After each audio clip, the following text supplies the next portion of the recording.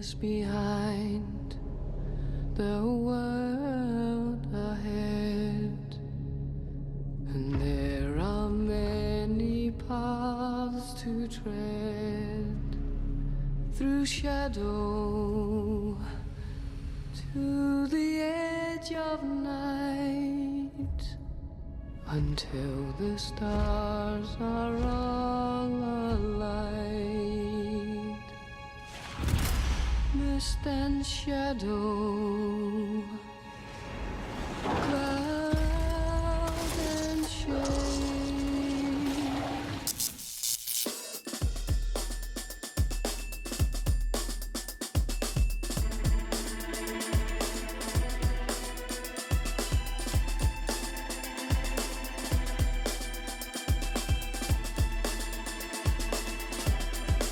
Salut à tous et à toutes, nous vous convions aujourd'hui à une émission exceptionnelle à l'occasion de la sortie du troisième et du dernier volet des aventures du Hobbit, baptisé la Bataille des Cinq Armées. Reportage exclusif réalisé par Didier Alouche sur les lieux mêmes du tournage en Nouvelle-Zélande, interview de l'équipe réalisée par votre serviteur à Londres.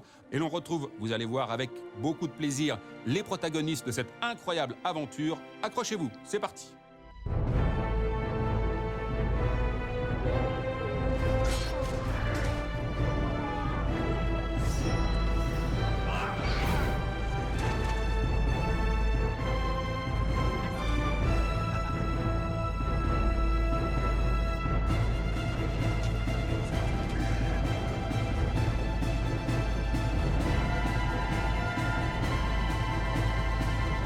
Pour commencer notre périple aux quatre coins de la planète sur les traces des Hobbits, nous allons retrouver Didier Alouche en pleine terre du milieu, enfin presque. Eh bien, me voilà à Erebor, dans la montagne solitaire, ou plutôt au Stone Street Studio de Wellington, enfin Mirabar, juste à côté de Wellington. C'est ici qu'ils ont reconstitué cet incroyable décor. Nous sommes dans le troisième film. L'histoire, vous la connaissez sans doute, mais disons que Thorin a reconquis son trône et a récupéré le trésor que s'était approprié le dragon Smaug. Mais vous le savez, avec Tolkien, c'est après la bataille que ça se complique. Bienvenue, mes chers neveux, dans le royaume d'Erebor. Thorin et les 11 nains ont donc récupéré le trésor que Smaug gardait précieusement entre ses griffes, des diamants, des rubis, des lingots. Donc voilà, Thorin va récupérer ce trésor, mais ça va complètement le transformer. Il va céder à la tentation de la richesse et devenir quelqu'un de pas très bien du tout avant de se reprendre pour une des scènes les plus exceptionnelles de la trilogie Hobbit qui va démarrer dans l'armoirie d'Erebor. Vous avez fait une promesse. Vous ne leur avez apporté que la ruine et la mort. Vous avez repris la montagne, n'est-ce pas suffisant?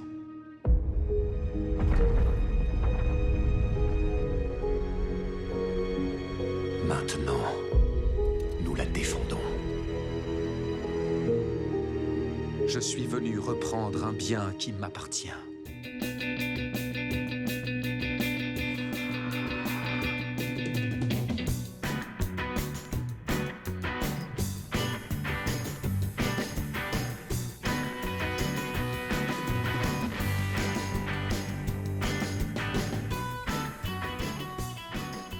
First of all, both of you, congratulations, because it's the most spectacular movie I've seen since a long time, really.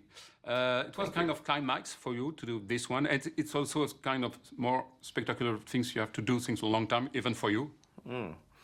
Yeah, I mean, you know, fortunately the story had a very, the story of The Hobbit had a very good structure for us, so that the climax, which is really the third movie, you know, the whole movie is like the climax of the story. You know, that was a very natural build in the story. So from the first Hobbit movie to the third, it's had a very organic, you know, build, and this one is just one huge 2-hour climax, really. Yeah. At the same time, The Hobbit for me and The Lord of the Rings, the great epic movie, also character-driven movie. Oh, so, yeah. very much so. And that's why it's so powerful, you know. It's Peter and Fran and Philippa, you know, the writers, understanding the necessity to always take it back to character and take it back to the emotional centre and you know, the individual journey, and not just lose yourself in the excitement of the big canvas. You know, it always has to go back to character, and you have to take the audience with you, and that's what they do so supremely. You know? Un jour, je me souviendrai de tout ce qui s'est passé. De bon, de mauvais. De ceux qui ont survécu ou n'ont pas survécu. It's a very spectacular movie. Even for you as an actor, it was very spectacular things to do this one. Yeah, I mean, hugely challenging and great material. I mean, my character was given such wonderful words to say in the screenplay and such a great journey to take the character on. And they treated it with real clarity and enabled the character to sort of descend into madness without us despising him too much. You know, we were able to pity him and disagree with him. So, yeah, a great challenge. Bilbo a raison. Tu ne vois pas ce que tu es devenu. Tout ce que j'ai fait, je l'ai fait pour eux. Vous avez provoqué cela. Vous me pardonnerez d'y mettre un terme.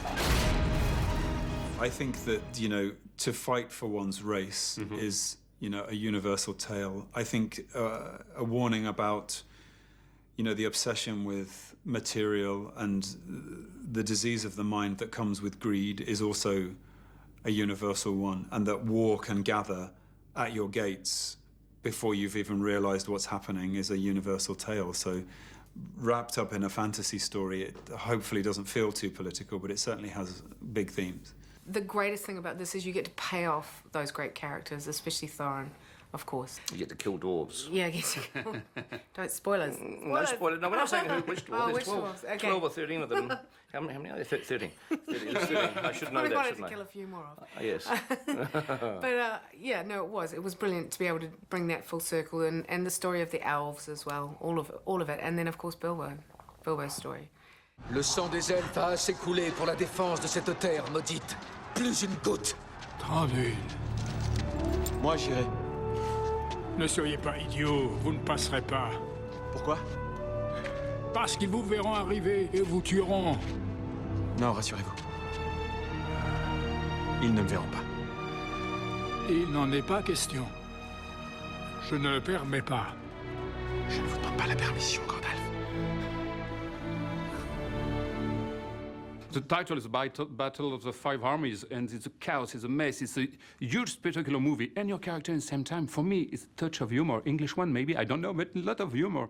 It was necessarily important for you, and maybe for your character, to keep the kind of humor? I think so. I mean, I think because Tolkien has that. It's already in the book, and that has survived into the screenplays. You know, the Bilbo and hobbits generally are not epic, earnest characters. They are very, even though they're not human beings, they're the closest things to us in the audience, you know. And we look to them to sort of to puncture pomposity. But then Bilbo is quite pompous as well. You know, at the start of the first film, he's quite an uptight, pompous, you know, English archetype. You know, but then he also is able to just say or show what we might be thinking about something, you know, when something very grand is going on. I think the audience kind of look to Bilbo for the truth of some moments, the human truth of some moments. Excusez-moi, mais au cas où vous ne l'auriez pas remarqué, il y a une armée d'elfes, là, dehors. Sans parler des centaines de pêcheurs en colère. Nous sommes inférieurs en nombre. Plus pour longtemps. Et donc pour racheter son honneur, pour redevenir quelqu'un de bien, Thorin va s'engager dans la bataille des Cinq Armées, probablement la bataille la plus spectaculaire de toute la trilogie Hobbit. Et si vous avez vu les films précédents, vous savez qu'on parle de quelque chose d'énorme. Et pour se battre, il va prendre son épée, il va mettre son casque, il a une grosse tête, Thorin, et il va prendre son armure, et c'est parti! Je veux la guerre.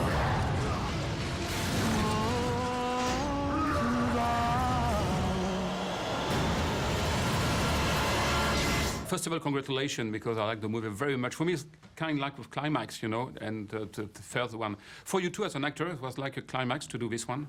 Oh yeah. I mean, it's the last piece of a much bigger movie. It's like a big 6-part movie, and this is that last piece that falls into place. So it's bittersweet to kind of see it all. It connects it all. It's the bridge between. We didn't film this movie as its own movie, right? We filmed it all as one big movie. So there wasn't, we didn't come back and film this movie. We filmed them all together. Yeah. So the experience of filming this movie was sort of. And we filmed them like 2 years ago, what feels like at least 2 years ago, over 2 years ago. So it's funny coming back to see it and look at the bits that you go, oh wow, that was the beginning of filming. You show up on Tuesday, you're directing, part 3. On Wednesday, you're back to part 1 again. On Thursday, you're doing a scene from part 2. You're making them sort of more or less, kind of out of order. But yeah, it's one story. I mean, we, never really think of them as being 1, 2, and 3. It is just The Hobbit. It's a continuous story, just broken into 3 pieces. It's strange, no? As an actor, I mean. Yeah, it is. Yeah. It is. It's kind of also an amazing gift that you get from Peter Jackson, because Peter, he gives you this character, and then it's like a blue or green assault course that you step into and do these crazy fight sequences, and then you go and watch the movie, and it's just revealed in front of you what his vision for it all was, and you go. Yeah, it's just a world of depth and danger. Ces chauves-souris sont élevées dans un seul but. Mais lequel? Pour la guerre. Just in a few words, how you can define maybe your character on this one? For me, Legolas is a action elf who comes in. He has these feelings for his character, for Tauriel, and he has this sort of complex relationship with his father, and I think you kind of see at the end of the movie why he is the guy that goes off to find Aragorn and join the Fellowship of the Ring.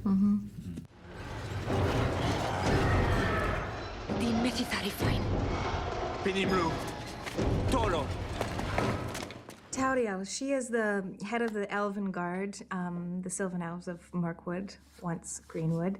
And she's a young, naive elf who has no experience in the world. Yes, young at 600.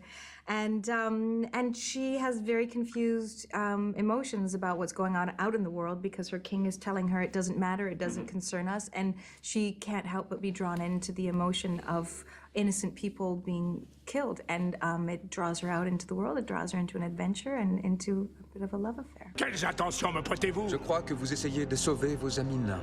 Et j'admire votre loyauté envers eux.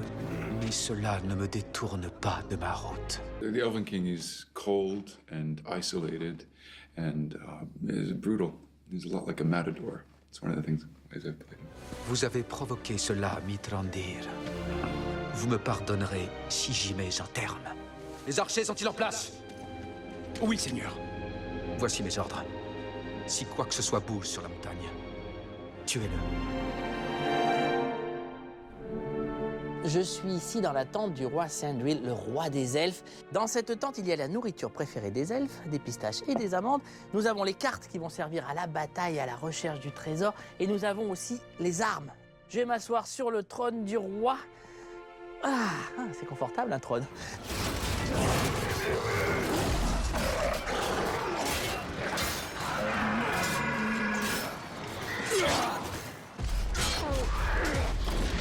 Andy, I would like to know, first of all, if it was maybe the most difficult movie to do for you. I mean, because this one is such the huge battles. I mean, doing 2 hours movie, you have 2 hours battles. So I mean, it was amazing. I mean, working on this one.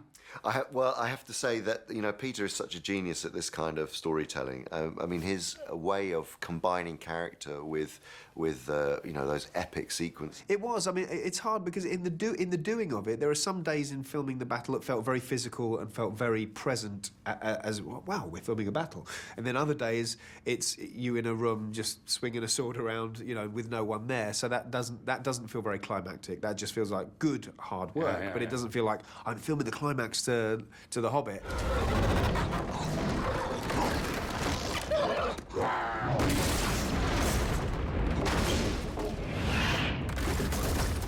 La bataille des Cinq Armées, tout comme Le Seigneur des Anneaux, a été entièrement tournée en Nouvelle-Zélande. En effet, depuis des années, Peter Jackson y a créé tous ses studios de montage, de production, de tournage et bien sûr d'effets spéciaux. Vous le savez, aujourd'hui, avec toutes ces nouvelles technologies, on peut tout faire. La preuve avec notre elfe à nous, Didier Alouche, que l'on retrouve dans un costume à sa mesure, enfin à sa démesure, enfin c'est n'importe quoi, regarde. Salut Laurent, c'est Didélas qui te parle. Oui, pas Didier, Didélas c'est mon nom d'elfe, parce que derrière le masque, c'est moi, c'est Didier. Je suis sur le Mocap Studio à Wellington, là où ils ont tourné quelques-unes des plus grandes scènes de la trilogie du Seigneur des Anneaux et bien sûr du Hobbit 2 et 3. Et puis mon pote là, c'est aussi un elfe. On s'est amusé un peu sur le plateau. C'est incroyable, j'ai des points partout, je fais des trucs incroyables. Regardez.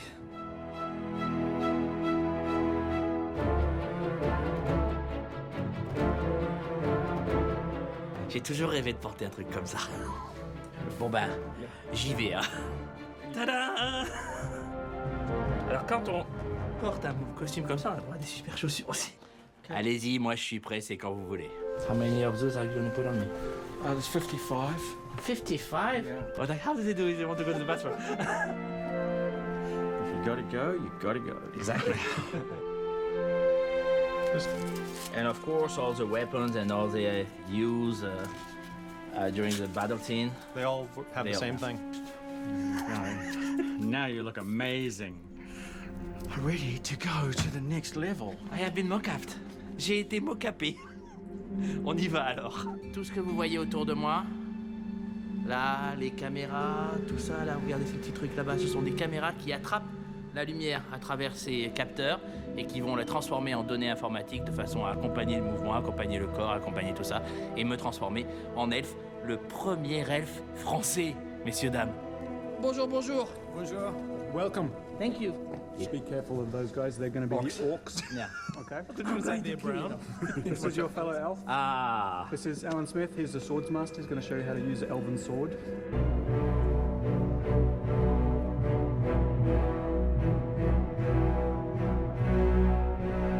Ok, moi je suis prêt. So. Are you ready for the mighty Didolas? Allez. And action. Wow, on y va. Yes, you got him. Prepare to die.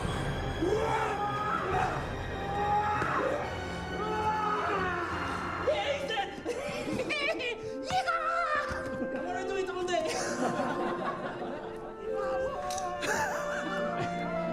Uh-oh, there goes Privilus. C'est fou. Right in the heart.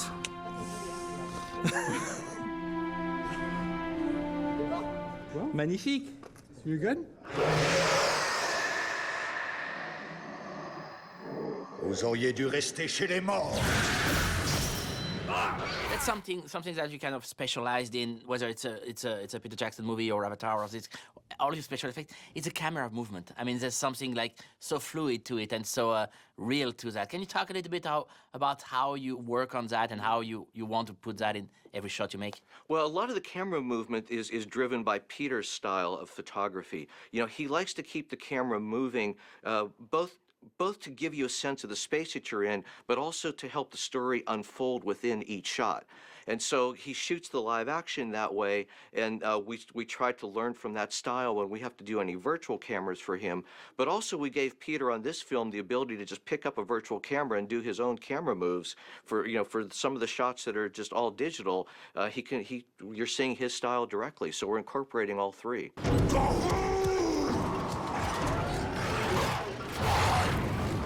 Richard Taylor a créé des armes incroyables. Richard, tell me about the Battle of Cinq Armées. How big is it?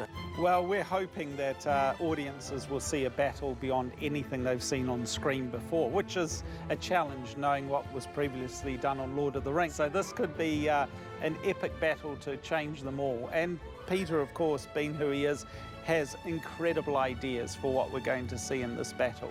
There's a lot of different things here. In the case of the Gundabad, they carry these nasty looking pieces of work. They've got blades on both sides. They've got this back hook. So obviously they can't miss you. You can open a can really well with it, and even a spike on the back. Just in case, yeah.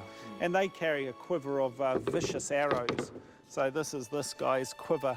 And they even have their own specific arrowheads unique to them.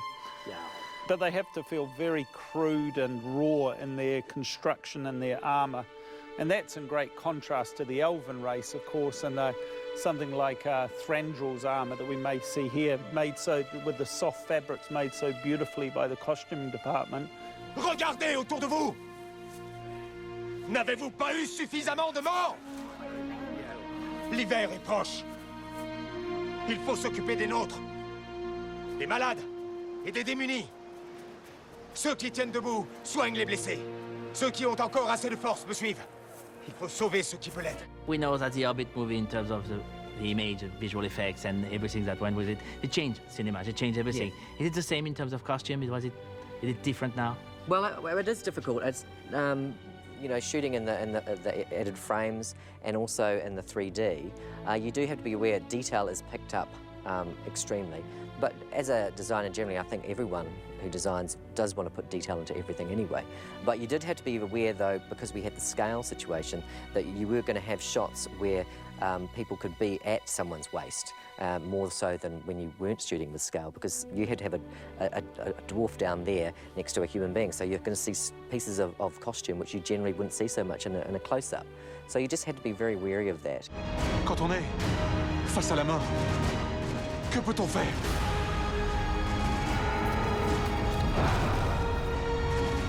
Je ne me cacherai pas pendant que d'autres mènent des batailles à notre place! This one is the end of the trilogy. It's also maybe the end of something very special for you, the part of your life you passed with The Hobbit, and maybe today it's the end of that. It's been a massive journey, yeah. It was like 15 years ago that I started. I was 21 when I flew out to New Zealand. Yeah, so it's kind of nuts to think that has happened and that it won't happen again. Although we're talking about a spin-off, aren't we? We're going to do the elven. Ah, good. I've started writing the script. The elves take on Middle-earth and win. Yeah. Or lose. That would be a surprise, wouldn't it? That would be a real shocker. Yeah. The elves take on Middle-earth and lose. For once, like the orc hacks off our head. That's not funny. No, not funny at all. Don't do that. Lord of the Rings, and this one is 12 years, 14 years? 17 years. Yeah, with a couple of other movies in between, but still 17 years. Of course, yeah. But, it's the end of the part of your life? It is. I mean, look, to be truthful, I'm not quite there yet, because I go back to New Zealand after Christmas. I work on the extended cut of the Hobbit, of the third Hobbit movie, which is going to be like another 25 minutes long. So that's more. That's back in the cutting room, more music recording, more visual effects work, more sound mixing. So for me, there's another sort of a mini Hobbit movie, 25-minute Hobbit movie that we have to make in the new year. That then obviously becomes the extended cut of this film, and it's going to be a great extended cut. I mean, this is going to be the best extended cut ever. But so for me, I'm not feeling quite that I'm at the end yet. Voilà, je vous rappelle donc la sortie du troisième et dernier volet de la saga Hobbit, la bataille des Cinq Armées. On se retrouve nous la semaine prochaine avec une émission entièrement consacrée à Exodus, Gods and Kings, avec l'interview du réalisateur Ridley Scott et de l'acteur principal Christian Bale. À très bientôt pour de nouvelles aventures cinématographiques. Je compte sur vous. Salut.